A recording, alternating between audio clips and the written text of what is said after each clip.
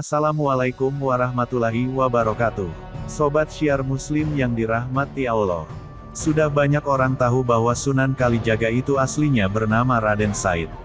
Putra Adipati Tuban yaitu Tumenggung Wilatikta.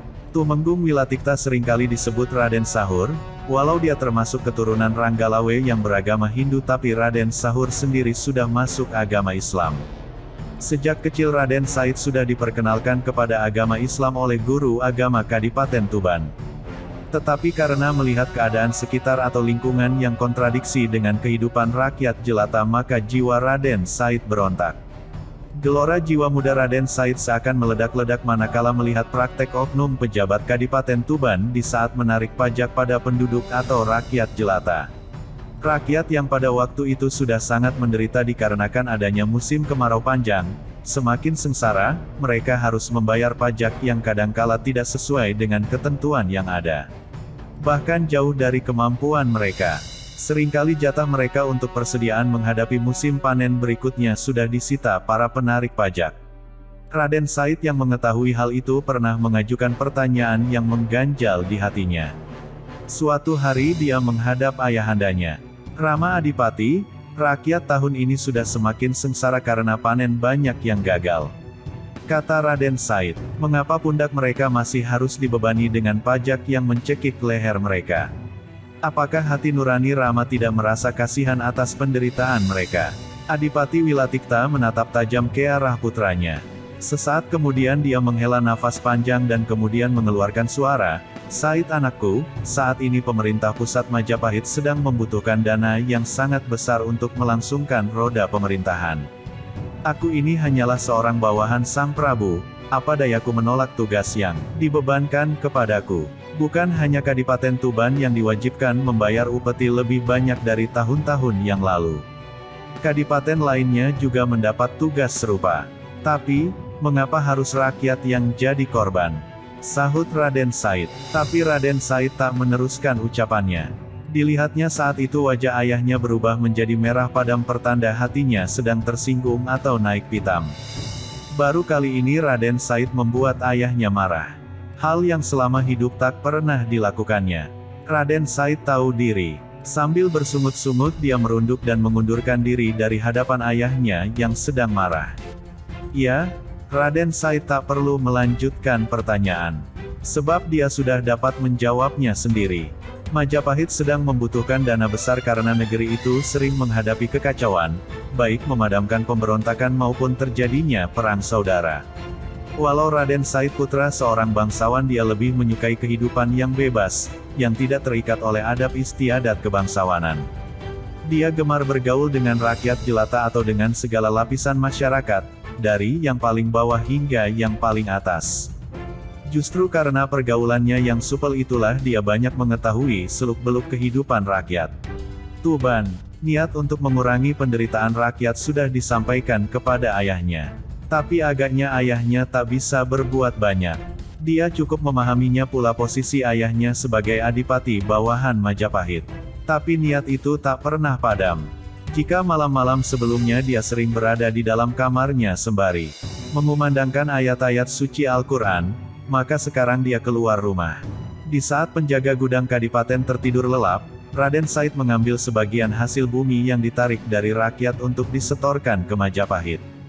Bahan makan itu dibagi-bagikan kepada rakyat yang sangat membutuhkannya.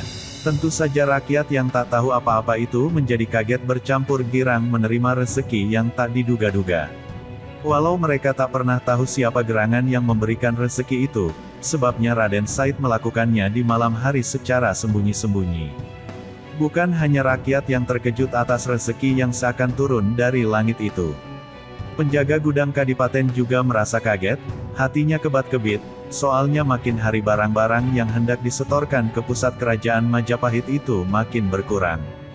Ia ingin mengetahui siapakah pencuri barang hasil bumi di dalam gudang itu. Suatu malam ia sengaja mengintip dari kejauhan, dari balik sebuah rumah, tak jauh dari gudang Kadipaten. Dugaannya benar, ada seseorang membuka pintu gudang.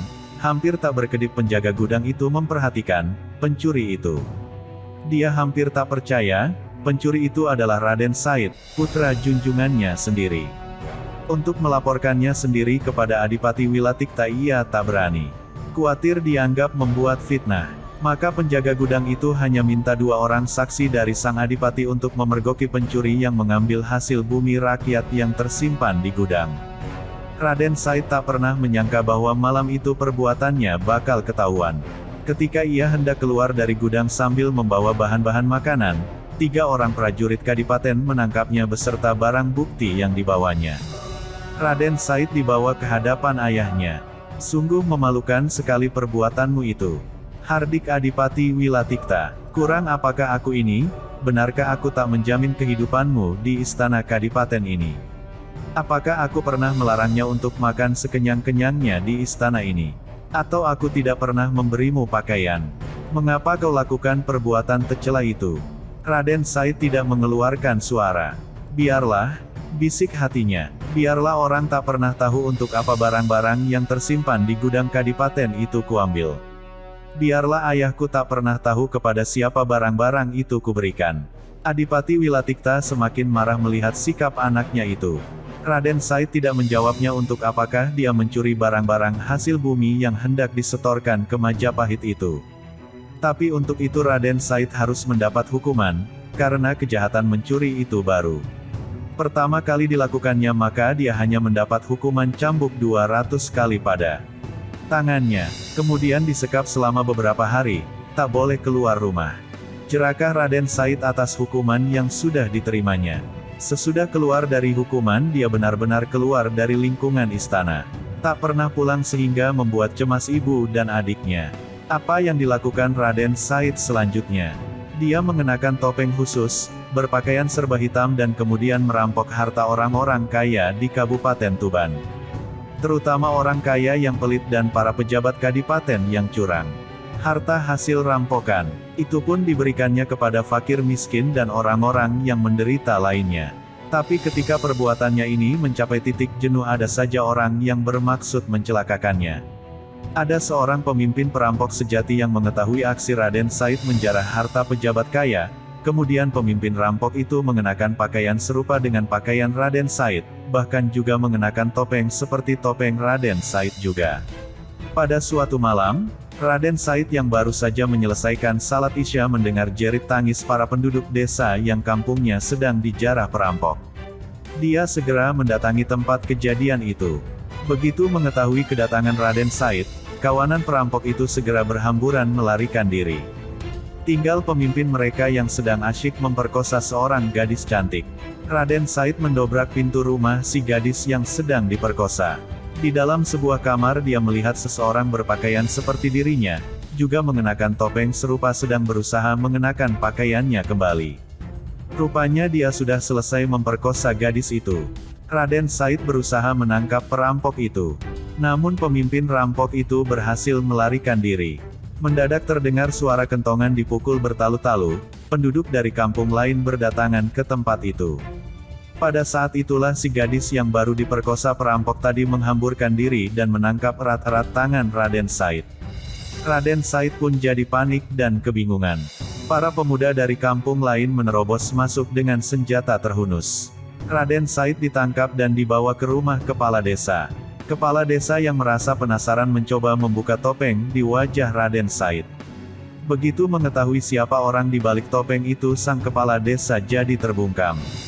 Sama sekali tak disangkanya bahwa perampok itu adalah putra junjungannya sendiri, yaitu Raden Said. Gegerlah masyarakat pada saat itu. Raden Said dianggap perampok dan pemerkosa. Si gadis yang diperkosa adalah bukti kuat dan saksi hidup atas kejadian itu. Sang kepala desa masih berusaha menutup aib junjungannya. Diam-diam ia membawa Raden Said ke istana Kadipaten Tuban. Tanpa diketahui orang banyak, tentu saja sang adipati menjadi murka. Sang adipati yang selama ini selalu merasa sayang dan selalu membela anaknya kali ini juga naik pitam. Raden Said diusir dari wilayah Kadipaten Tuban. Pergi dari Kadipaten Tuban ini. Kau telah mencoreng nama baik keluargamu sendiri. Pergi. Jangan kembali sebelum kau dapat menggetarkan dinding-dinding istana Kadipaten Tuban ini dengan ayat-ayat Al-Quran yang sering kau baca di malam hari. Sang Adipati Wilatikta juga sangat terpukul atas kejadian itu. Raden Said yang diharapkan dapat menggantikan kedudukannya selaku Adipati Tuban ternyata telah menutup kemungkinan ke arah itu. Sirna sudah segala harapan sang Adipati. Hanya ada satu orang yang tak dapat mempercayai perbuatan Raden Said, yaitu Dewi Rasaulan, adik Raden Said. Raden Said itu berjiwa bersih luhur dan sangat tidak mungkin melakukan perbuatan keji. Hati siapa yang takkan hancur mengalami peristiwa seperti ini? Raden Said bermaksud menolong fakir miskin dan penduduk yang menderita, tapi akibatnya justru dia sendiri yang harus menelan derita, diusir dari Kadipaten Tuban. Orang tua mana yang tak terpukul batinnya mengetahui anak dambaan hati tiba-tiba berbuat jahat dan menghancurkan nama dan masa depannya sendiri. Tapi itulah peristiwa yang memang harus dialami oleh Raden Said.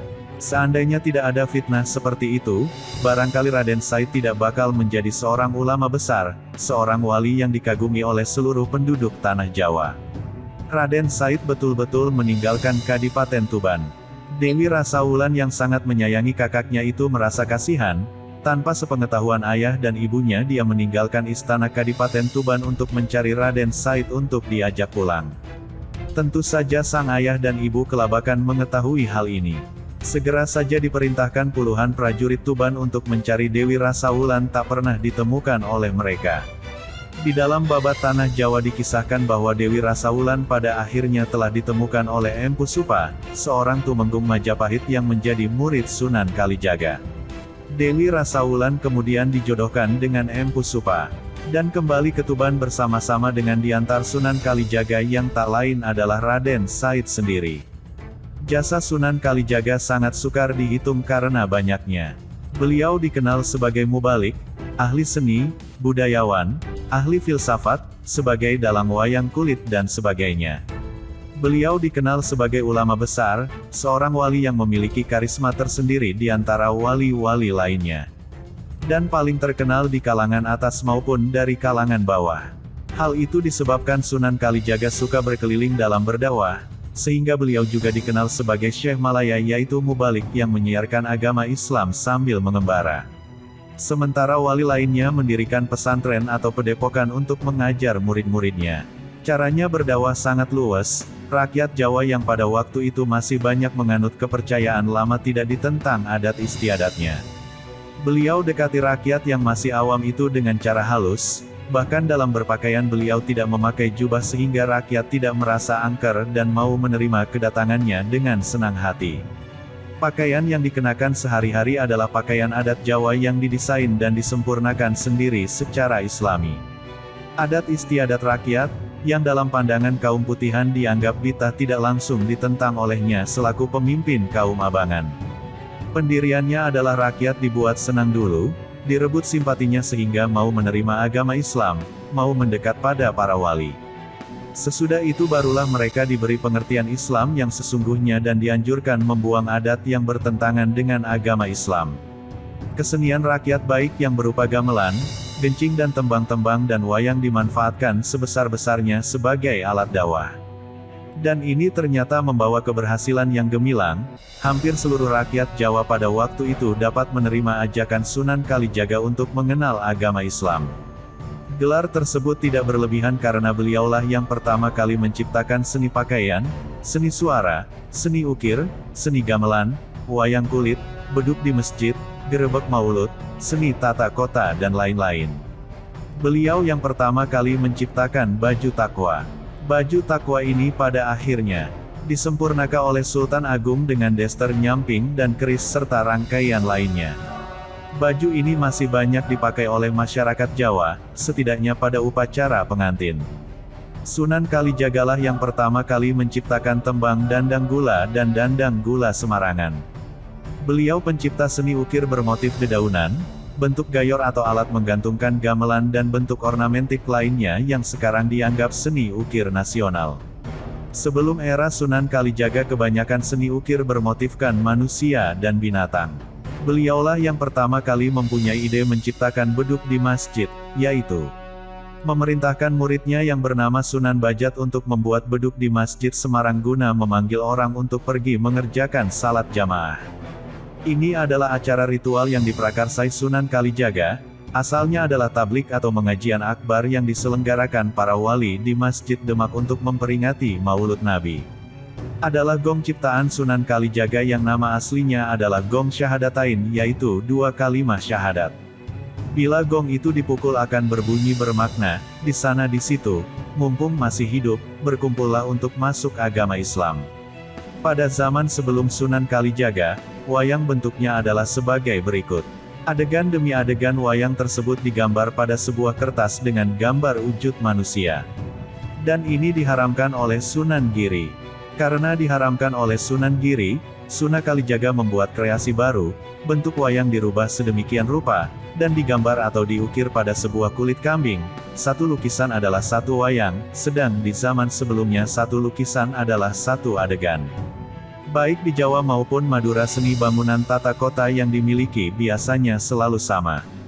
Sebab Jawa dan Madura mayoritas penduduknya adalah Islam. Para penguasanya kebanyakan meniru cara Sunan Kalijaga dalam membangun tata kota. Teknik bangunan kabupaten atau kota praja biasanya terdiri dari 1. Istana atau kabupaten 2. Alun-alun 3. 1 atau 2 pohon beringin 4. Masjid. Letaknya juga sangat teratur, bukan sembarangan. Alun-alun, berasal dari kata, alaun, artinya banyak macam atau warna. Diucapkan 2 kali, alaun-alaun, yang maksudnya menunjukkan tempat bersama ratanya segenap rakyat dan penguasa di pusat kota. Waringin, dari kata, warain artinya orang yang sangat berhati-hati. Orang-orang yang berkumpul di alun-alun itu sangat hati-hati memelihara dirinya dan menjaga segala hukum atau undang-undang, baik undang-undang negara atau undang-undang agama yang dilambangkan dengan 2 pohon beringin yaitu Al-Quran dan Hadits Nabi. Alun-alun biasanya berbentuk segi 4. Hal ini dimaksudkan agar dalam menjalankan ibadah seseorang itu harus berpedoman lengkap yaitu syariat, hakikat dan tarikat dan marifat. Jadi tidak dibenarkan hanya mempercayai yang hakikat saja tanpa mengamalkan syariat agama Islam. Untuk itu disediakan masjid sebagai pusat kegiatan ibadah. Letak istana atau kantor kabupaten, letak istana atau pendapat kabupaten biasanya berhadapan dengan alun-alun dan pohon beringin. Letak istana atau kabupaten itu biasanya menghadap ke laut dan membelakangi gunung. Ini artinya para penguasa harus menjauhi kesombongan, sedang menghadap ke laut artinya penguasa itu hendaknya berhati pemurah dan pemaaf seperti luasnya laut. Sedang alun-alun dan pohon beringin yang berhadapan dengan istana atau kabupaten artinya penguasa harus selalu mengawasi jalannya undang-undang dan rakyatnya. Sekian kisah jasa-jasa Sunan Kalijaga dalam peradaban Islam di Tanah Jawa. Subhanaka Allahumma wa bihamdika asyhadu alla ilaha illa anta. Astagfiruka wa atubu ilaik. Wassalamualaikum warahmatullahi wabarakatuh.